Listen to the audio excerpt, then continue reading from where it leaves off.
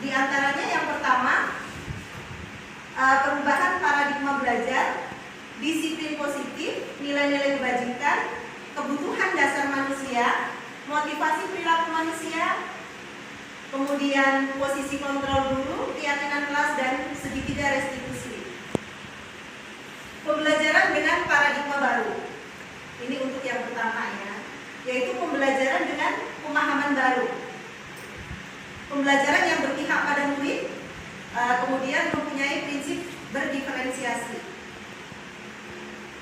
Teori ini selaras dengan pemikiran Bapak Ki Hajar Dewantara agar menumbuhkan generasi yang berprofil pelajar Pancasila.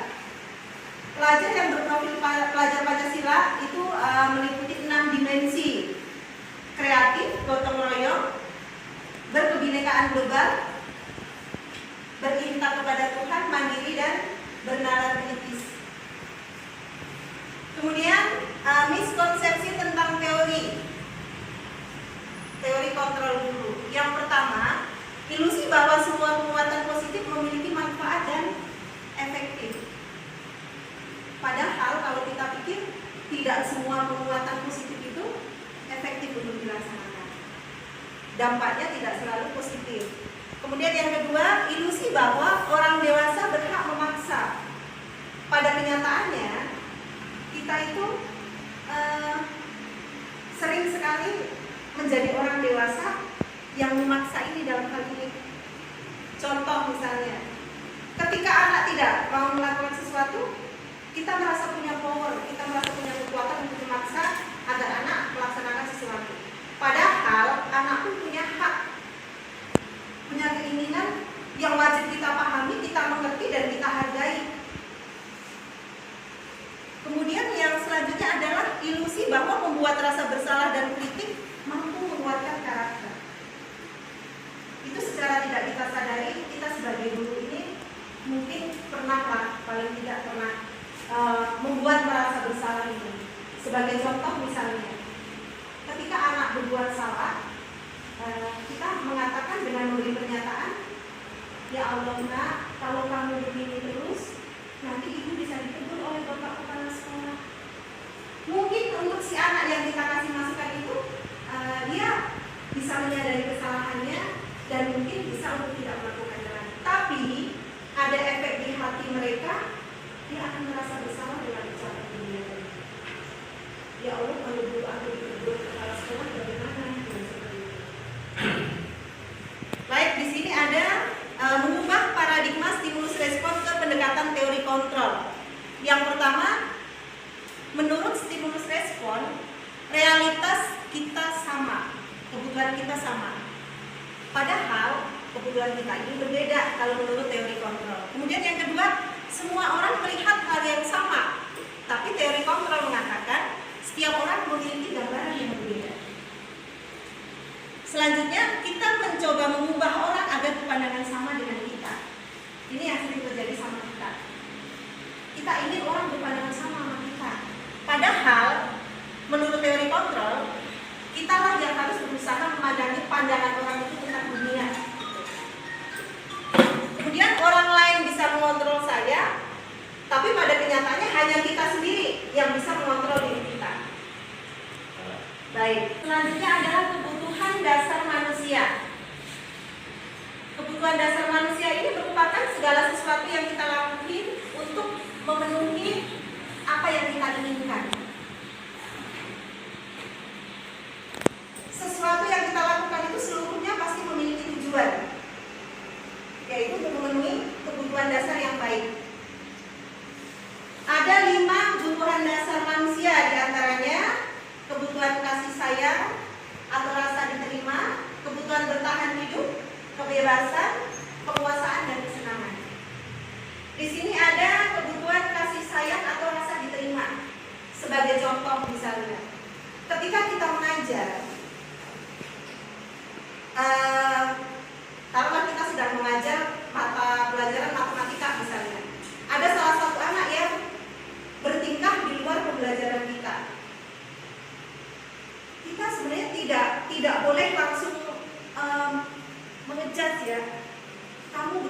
ini, tapi kita lebih ke mengidentifikasi.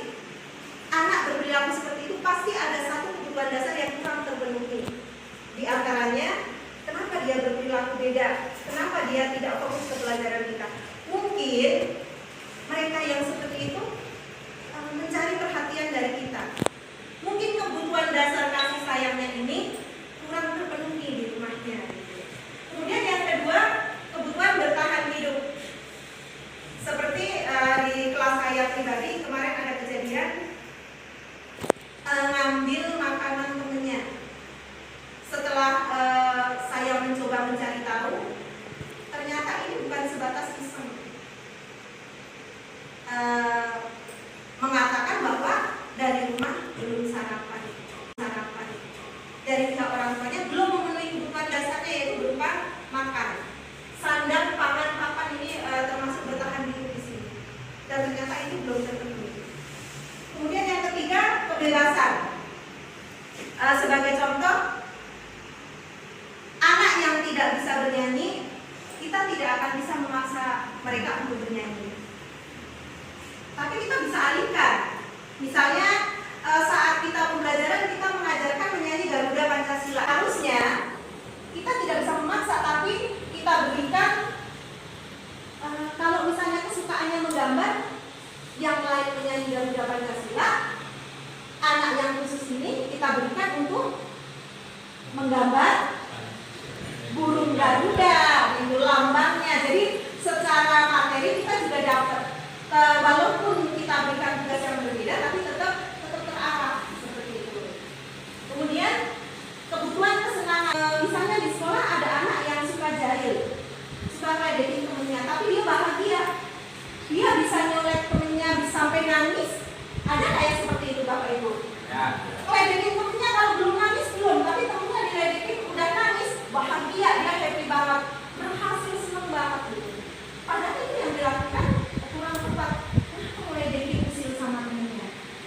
Itu kalau kita identifikasi bisa jadi itu anak kebutuhan kesenangannya di rumah kurang terpenuhi seperti itu. Jadi sebenarnya tidak ada perilaku anak yang salah, itu tidak ada. Semua itu disebabkan mungkin ada salah satu atau beberapa kebutuhan yang belum dipenuhi. Kemudian selanjutnya adalah kebutuhan penguasaan.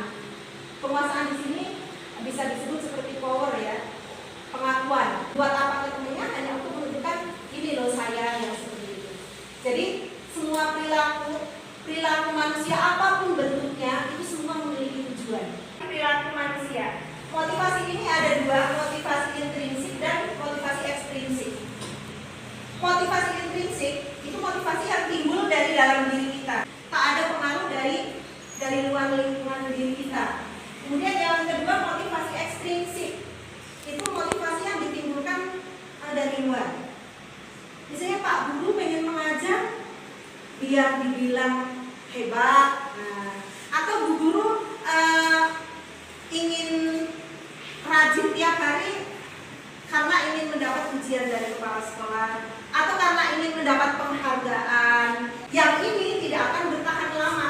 Dia hanya akan berjalan, hanya akan melakukan ketika ada penghargaan, ketika ada ujian, ketika ada sanjungan dan lain-lain. Dan ada perbedaan yang sering kita lakukan, kita sering menghukum ya, hukuman, konsekuensi, dan restitusi. Ini perbedaannya. Kalau hukuman itu berasal dari satu arah dan dilakukan secara tiba-tiba, tak terencana. Misalnya anak lagi ngapain tiba-tiba, ayo nak push up, yang seperti itu. Oh, kamu hormat, datang terlambat hormat yang bendera seharian, yang itu namanya sifat hukuman. Kemudian yang kedua, konsekuensi. Konsekuensi ini juga mungkin sesuatu yang diterima dari akibat kesalahan, tapi sudah melalui proses komunikasi dan kesepakatan kedua belah pihak. Dan restitusi. Restitusi ini merupakan proses menciptakan kondisi murid untuk memperbaiki kesalahannya, yaitu proses kolaboratif antara guru dan murid dengan bahasa-bahasa yang mereka bisa terima, dengan bahasa yang santun. Dan si murid ini kalau dalam proses restitusi, mereka sudah menyiapkan solusinya sendiri. Kemudian ada 5 posisi kontrol guru, diantaranya sebagai penghukum, pemantau, teman, pembuat merasa bersalah, dan sebagai manajer. Sebagai penghukum, ini yang pasti menimbulkan rasa sakit hati murid. Bisa membuat anak jerak, bisa membuat anak apa ibaratnya, tapi hanya sesaat, dan dia ada rasa sakit. Pemantau, kita lebih banyak melihat ya, memantau. Kemudian teman, posisi teman ini punya kelemahan. Cara bicara kita sebagai guru posisi teman, ayolah nak, bantu guru. Ayolah, ada nada-nada bercanda kalau posisi teman di sini. Misalnya anak terlambat, kita tidak nadanya, waduh kamu ngapain aja terlambat ya. Nadanya kita bikin agak jenaka. Itu posisi teman. Kelemahannya kadang anak jadi agak menyepelekan kita kalau kita mengambil di posisi teman. Gitu. Kemudian pembuat merasa bersalah. Ini kalau bisa kita hindari Bapak Ibu ya. Pembuat merasa bersalah ini mungkin akan mengakibatkan anak yang dia tahu kesalahannya, menyadari, tapi akan ada luka di hatinya juga. Dia merasa sudah menyakiti juga. Kemudian sebagai manajer ini adalah langkah yang terbaik.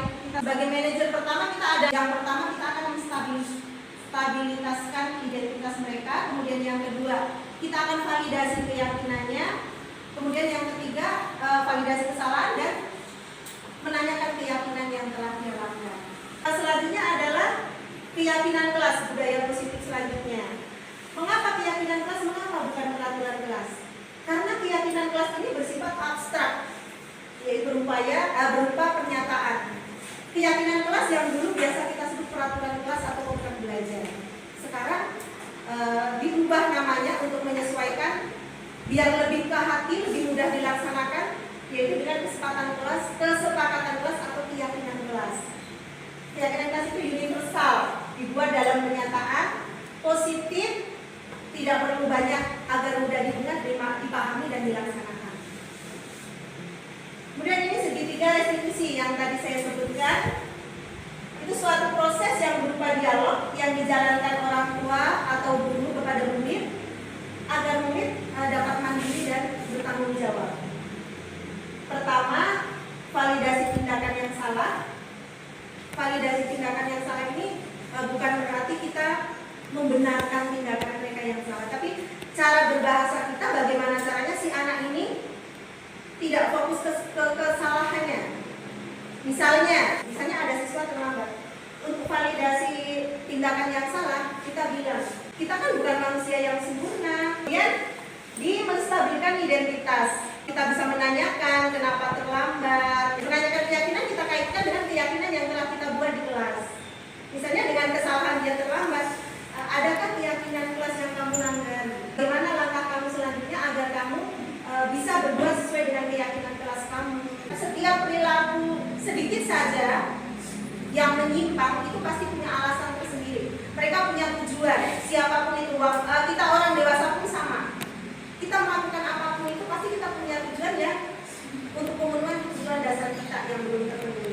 Baik Pak Ibu, untuk penerapan budaya positif di sini mudah-mudahan kita dapat menerapkannya dalam pembelajaran, dapat